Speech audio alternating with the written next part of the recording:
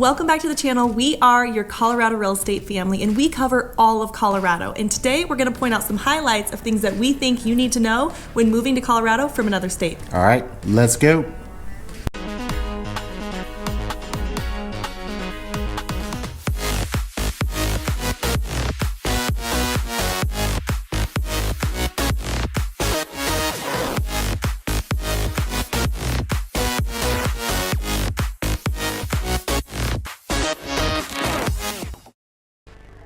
If you're new to our channel, Chelsea and Pete here, and if you're interested in moving to Colorado, Denver, or any of its surrounding cities, do yourself a favor, hit that subscribe button, notification bell, because we are doing these videos every single day for you guys. Yeah, guys, as always, we'd like to be your boots on the ground experts, because if you're looking at moving into Colorado from another state, just like we're talking about in this video, we give you all the information that you need to know. We're talking about home prices, we're talking about different neighborhoods, different activities. We always try and break those down. With that, licensed real estate agent here, helping you out with all your real estate needs. We love helping you out, and we're helping out so many of you who are moving into the state of Colorado. So let's go and dive into this video. We got 5 reasons or 5 things that we think that you need to know if you're moving from another state into Colorado. All right, if you guys haven't checked out our last video, we actually interviewed a lot of people who had moved into the Denver area. And one of the things that we heard a lot about was jobs. So number one is solidifying a job. Yeah, and so along those lines, I mean, most of you guys that we're helping out who are moving into Colorado, you're coming here for a job, right? So it's a job relocation.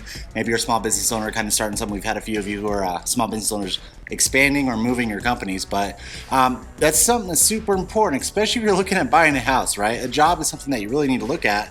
And so it's like, you have a wild hair and like, hey, I'm gonna move into Denver and see what comes at me. Sure, I mean, but us, we're a little bit more prepared. It's like looking into the area, what can you do in regards to a job? What are your qualifications? What have you done in the past?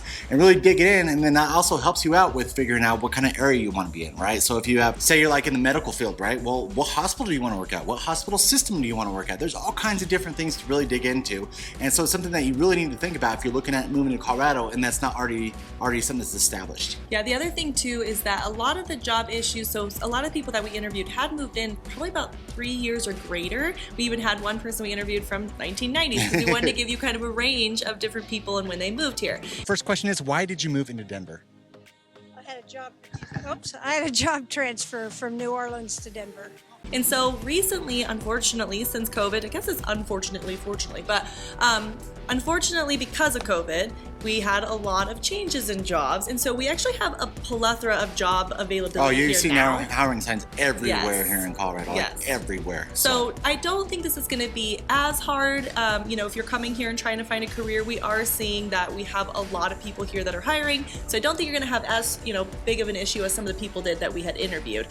The other thing too is Peter had mentioned a little bit about if you're expanding your business. Colorado is one of the most friendly states for having new businesses come in. So you're in a really good spot as far as Colorado goes to solidifying that job if you are actually a business owner. Yeah, exactly. Very cool. All right, let's break into our second one, which is to prepare for the market.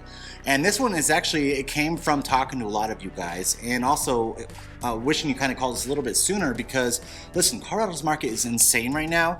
And so we want to get a jump on that as soon as possible. Say if you're even 6 months out from moving into Colorado, we need to get a game plan established. And then also with that, also you need to talk to lenders as well too, because the best way to be competitive on the lending side outside of just cash or 20% down is making sure that you're fully underwritten before even submitting an offer on a house. These are game plans that we go through with you guys, and we've been able to. There's been a lot of you who have reached out super early, and we appreciate that so much because we could help you out through the process. That way it's not like, hey, I'm moving there in 2 weeks, and then we're like, we got some stuff we gotta do right now, like super quick. And so more than anything, it's just making sure that you're prepared for the market because our market is still crazy here, even with the interest rates going up the way they are. Yeah, and just to kind of give you an idea of how it works with Peter and I, like we can set you up with a really broad search, which is really helpful for a lot of our clients coming in from out of states because they're not exactly sure which city they want to be in. Unless, of course, they have to drive and commute to their job every single day, it starts to get a little bit narrowed. However, a lot of our out-of-staters are really curious about where are they going to land, how do I narrow down different areas? So we have the capability of really widening that search if we have more time, and then just fine-tuning it over time and not feeling rushed. The other thing too is if there's certain thing that's come up on the market, if you're prepared on the lender side, if there is something that comes up, we can jump on it right away, whether you're here or not, and make sure that we get you the house of your dreams. I think it's probably been about 50% of you that we've helped out purchase homes here in Colorado, where you had an idea about an area you wanted to be in, but then after actually seeing it or exposed to it or the MLS or anything like that, you're like, actually, I don't think I want to be in that area. And you end up falling in love with another area, which actually leads us into our third point, which is... Yeah, it's scheduling a visit. So this is our favorite part of helping people out of state. Yep. So a lot of our clients will say, hey, I'm looking at, the list that you're sending us, and I'm kind of curious about a couple different areas. We're going to come check it out. And we strongly advise that. Yeah. We can be as involved as you want, right? We've had people come here and we've done one day of touring around different places. We've had people where we just set up a list of saying, hey, while you're here, check this out. Yep. Or we've even scheduled it around certain people. They knew that they wanted to check out these things or do these things while they were here on vacation. Yep. And we just gave them a couple places to check out along their commute. So it's really fun for us. We really like it. We even reach out to like all of our team and anybody that we have that we can collaborate with to make sure we don't miss anything for any of our clients, just in case we could, like, certain people are interested in certain things. Yeah, you guys all have your different activities you like doing, right? Yeah. And so with that, we can kind of guide you toward, hey, while you're here, try this out, try that out, because it's not all about just being hunkered down in your house the entire time. What activities you like to do, what different sports, or all those different things. And so it's great for you to come here and actually experience those things, and then it might also help you out when you're choosing the area that you want to actually live in. Yeah, absolutely. So the fourth one. The fourth one is characteristics of Colorado. So this is something that we've talked about in many of our previous videos that we've done, but there's certain things that you need to know that honestly we didn't realize was just in Colorado and not in these other states. There's some different aspects in Colorado that we didn't realize other states don't have or don't experience, and so we're like, we really need to highlight a few of these things and some stuff that you need to know. So what are a few of those things? So one of them is that we have basements here, and that I guess I just didn't realize. We've always grown up with basements here in Colorado, but places like Florida or our friends from Germany, they didn't have a lot of the basement stuff. And so there's a lot of things that comes with the basement, such as the expanding soil. Can you talk a little about that? Well, I mean, that's just more the front range. You have expansive soil, and so with that, I mean, like I used to do a lot of flips down south, kind of your southern western area of Denver, and there's a lot of those developments where the expansive soil hit them bad, and so you had a lot of structural and foundation issues, and so with that expansive soil, it sucks. And then also with the expansive soil, we have to float the walls in our basements, and so usually when you frame out a basement, it's just a wall, you just put it up, and that's what it is. Well, here you have to put it like 3 inches off of your baseboard, you have like a baseboard. Not baseboard, I don't know.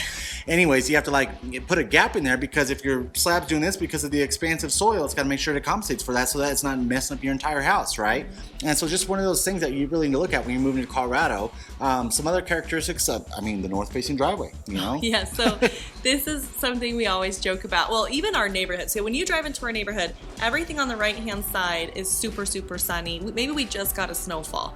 And the next day, everything on the right-hand side is, looks just like kind of wintertime, but it has no snow. The left-hand side looks like a blizzard hit just like 10 minutes ago. Yep. And then same thing with your driveway. So we are, I guess our house faces north, so we have the south-facing driveway, so it's really nice and hot and sunny. The person across the street, so when our neighbor goes out, and we're sitting out in the front yard getting a tan, he might still be shoveling. Yep, that's true. Very true. And he jokes because his backyard is beautiful. So just being aware of which way your house faces is actually really important to what your goals are going to be. Well, I've always been told too, I had some clients who say there's a feng shui thing that you never purchase a north-facing house, and I didn't dig into it and know why, but maybe some of you know what that means. If you do, kind of comment below. But yeah, apparently there's a feng shui thing that you never buy a north-facing house. That was kind of interesting. So another thing to kind of look out for that we didn't realize until we purchased in other states is we have gas furnaces here and gas hot water heaters. We have our 2 houses in 2 other states. They're all electric, and I was like, at first when we bought our property in Florida, I was like, what do you mean there's no natural gas hooked up to the house? And it's just because it's electric furnace. Well, here we have natural gas, and that's something to kind of really look at, that most of you say your hot water heater, your forced furnace, it's gonna be natural, or boiler even too. We use a lot of natural gas here in Colorado. It's funny, when we were, buying in these other states, they didn't really think, our real estate agent didn't really think to tell us that there wasn't. They're like, what do you mean? It just didn't occur to them because that's what they're used to selling. Mm-hmm. Well, when we were out there, he's looking physically for all the stuff. I'm trying to figure out how to set up the bills, and I can't figure out where the gas comes. Yeah, it's like, who do we call for gas? And then finally she was just like, do you even know if there's gas to the house? And Yeah. we're like, what are you talking about? Because in Colorado, like, every house no has gas. gas. If it's not natural gas, it's propane, you know? Yeah. And so it was just it was something different for us. I called everyone. It was so embarrassing. I was like, trying to get, just trying to pay my gas bill and set it up. And they're like, I don't know what you're talking about. And I was like, I don't know why is it so hard? Yep, So anyways, that's a big one for sure. Very good. All right, on to our 5th one. Okay, and that is preparing for the climate. We've talked a lot about our 4 beautiful seasons, but there's some characteristics that you need to prepare for when preparing for the climate. The first one being... I mean, we literally have little to no humidity. It's just don't. I mean, if you come up up here, we always tell you chapstick, lotion, and all that stuff. We just had we went down and visited one of our properties down in Florida a couple weekends ago. God, it was so nice. The humidity. Don't have to do lotion and everything, and it was so awesome. And then you come back here and you just like kind of feel like SpongeBob, like shriveling up out of water or something. So. Can I get you anything? Water would be nice. Yes, definitely. You lose your tan because your skin falls off, not because you haven't been in the sun I'm long enough. got a little bit of a tan. You get a little Florida beaches there. You get a little ashy afterwards. Yeah. So planning for the snow, obviously.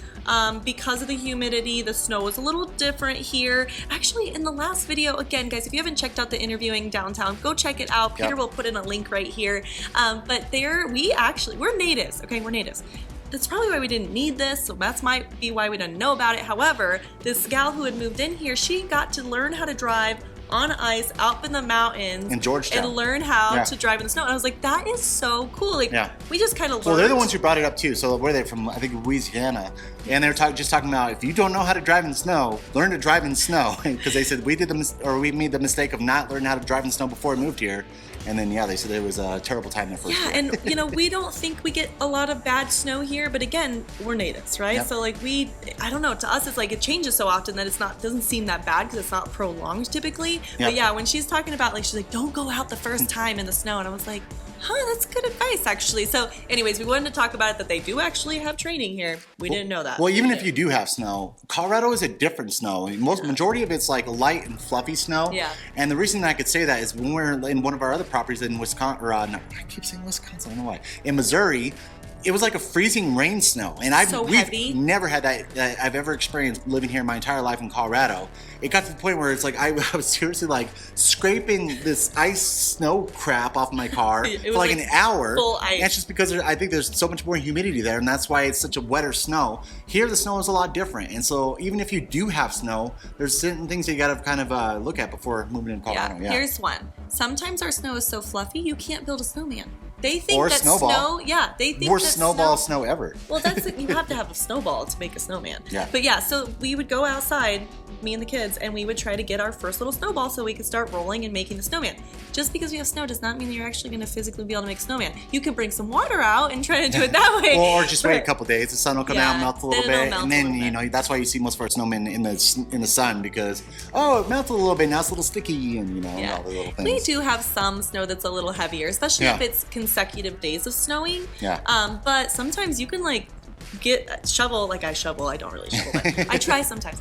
But you could shovel the front pretty easily if it's just like a recent snowfall and it's pretty light snow. But if you've haven't done your shoveling and you let it go a couple days, it's going to get a lot harder for you because the sun's going to come out and it's going to get heavier and icier and it's going to be harder. So also shovel right away. Another thing you also need to think about is our altitude, our elevation. And we've actually had more of you recently than ever talk about how you get here, you have this like 24-hour kind of sickness, this nausea and all this. And so it is a thing. Altitude sickness and elevation and all that stuff, it's definitely something to kind of consider because if you've been at sea level your entire life, you come up here, you have a lot less oxygen, right? And so you might have that little 24-hour sickness, but with that the whole visiting the state, that's something you want to make sure you're going to get over after a couple days if you're here for a little bit more than 2 days. Make sure that you're going to adapt and all of that. And then of course, mountain living versus here, it's going to have a lot of different elevations. So feel like what your body feels comfortable with, and then obviously how long it takes for you to recover, and kind of give yourself some time when you are visiting for that potential reaction to the altitude. Yeah, and it's so funny because we just went to Florida to visit our other property, and people are always saying like, oh yeah, I can't breathe in Colorado. Well, being here in Colorado, like majority and most all my life, going to Florida, I feel like it's like muggy and heavy air. Yeah. You know, like it's like you breathe it in and it's just kind of like, it's just not very crisp. So you have like really beautiful crisp air here, but it's definitely a lot less oxygen. Yep. So. One last thing we're going to talk about the climate is our hail. Colorado is one of the top states for hail in the United States, and so something to really consider when you're applying for all those insurances for your cars, houses. Hail is a big thing, you know. We don't have hurricanes and such, but we do have a lot of hail. So yeah, you're going to probably want a garage. What do they call it? It's like Hail Valley or something like that. It goes like through Colorado up into Wyoming. So. I mean, it can sometimes get like this big. Not golf always, ball size. but Golf sometimes. ball size. And so you'll see people kind of pull over if they're driving and go underneath the like the highway. Oh, underpass? Yeah. Yeah. word finding. The underpass. I always feel so sad for the motorcyclists out there when it starts hailing know, bad. They're all like just going as fast as they can to go into the underpass because like, oh shit, that's sometimes it comes out at like nowhere. Oh, it does. Yeah, it could be a sunny, sunshine day, and then within 5 minutes you're getting this like huge hail. But it doesn't last long. No, it usually doesn't. It doesn't last long, but Yeah. it's like, it's getting like really like big old raindrops. And you're like, oh, it's coming. Yep. And so then you have to. So it's good to look at a carport or some kind of thing. It's not to say if you have like mature trees, you're probably fine too. So if you move into a neighborhood like down in Denver, we do have a lot of like the canopy trees in the summertime and stuff, which is typically we get it in the spring and summer at the most.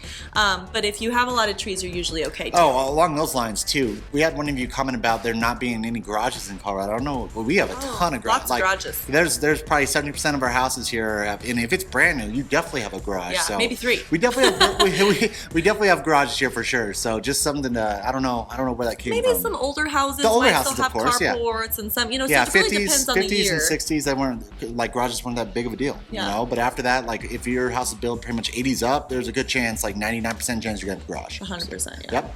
All right, cool guys. Well, I mean that's the end of it. Like I said, just some stuff if you're moving here from another state to kind of look out for. And we really want to bring it to you. Make sure that you're informed as much as possible if you're moving into our state. Yeah. Until next time. Bye. Bye.